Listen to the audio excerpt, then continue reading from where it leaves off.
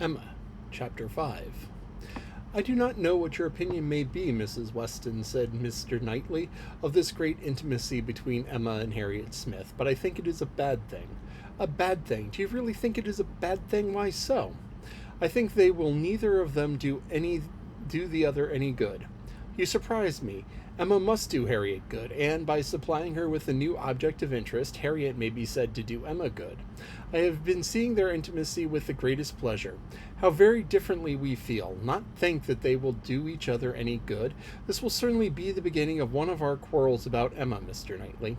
Perhaps you think I have come down on purpose to quarrel with you, knowing Weston to be out, and you must still fight your own battle.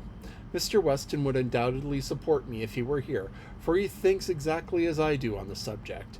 We were speaking of it only yesterday, and agreeing how fortunate it was for Emma that there should be such a girl in Highbury for her to associate with.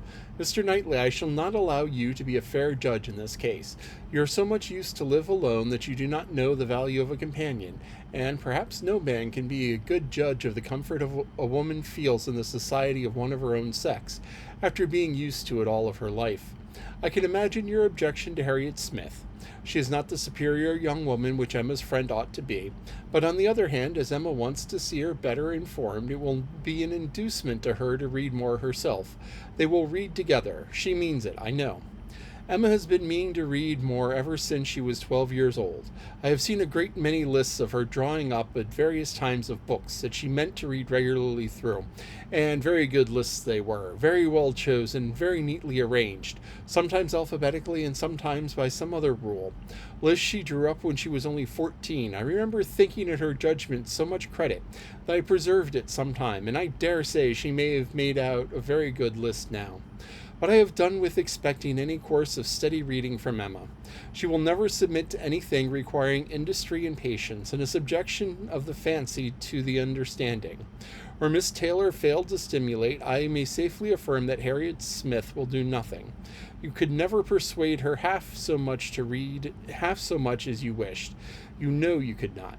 "I dare say," replied Mrs. Weston, smiling, "that I thought then.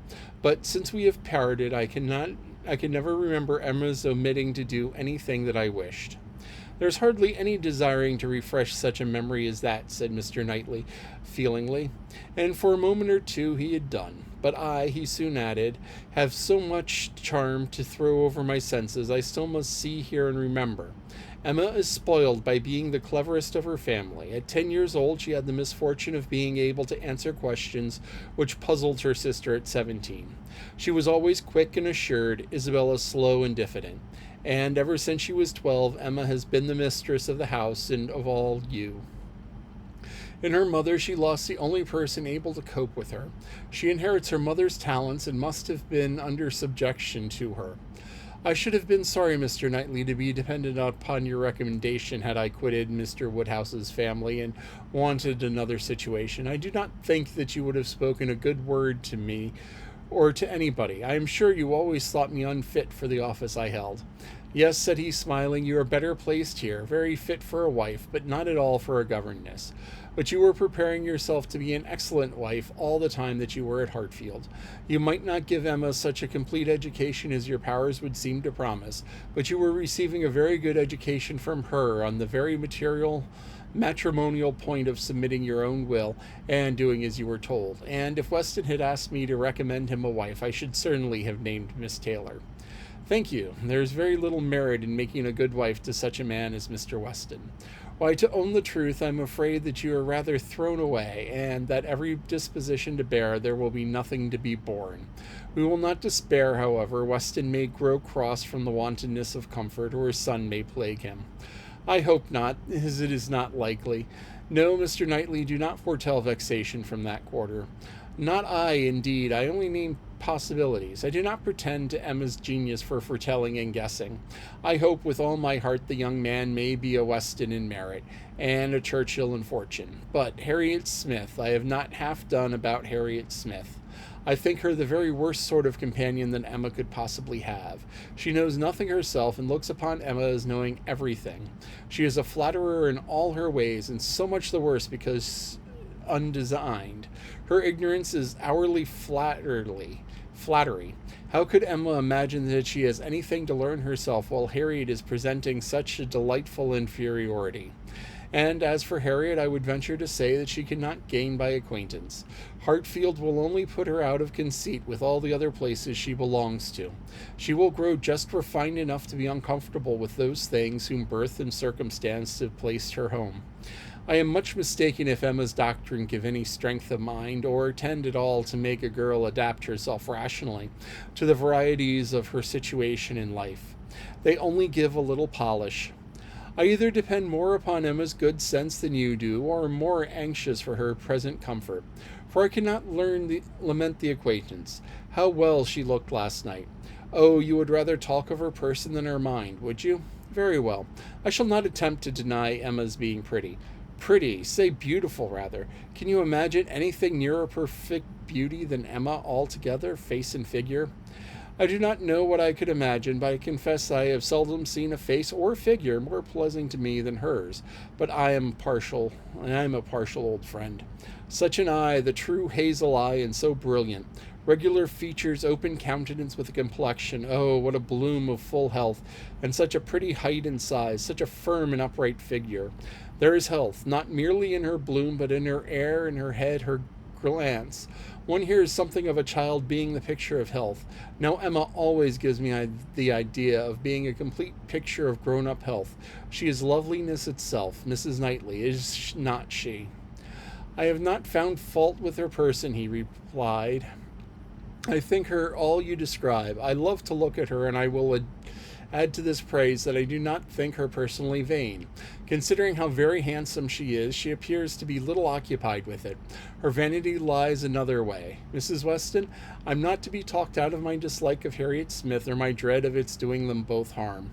And I, Mr. Knightley, am equally stout in my confidence of it not doing them any harm. With all dear Emma's little faults, she is an excellent creature. Where shall we see a better daughter, or a kinder sister, or a truer friend?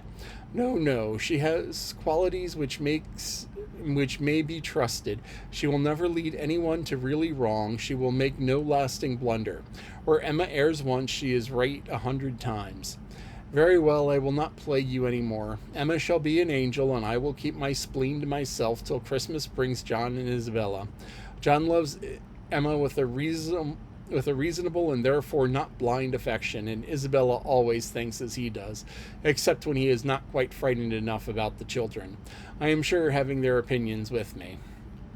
I know that you will love her really too well and to be unjust or unkind, but excuse me, Mr. Knightley, if I take the liberty. I consider myself, as having somewhat of the privilege of speech that Emma's mother might have had. The liberty of hinting that I do not think any possible good can arise from Harriet Smith's intimacy being made a matter of much discussion among you.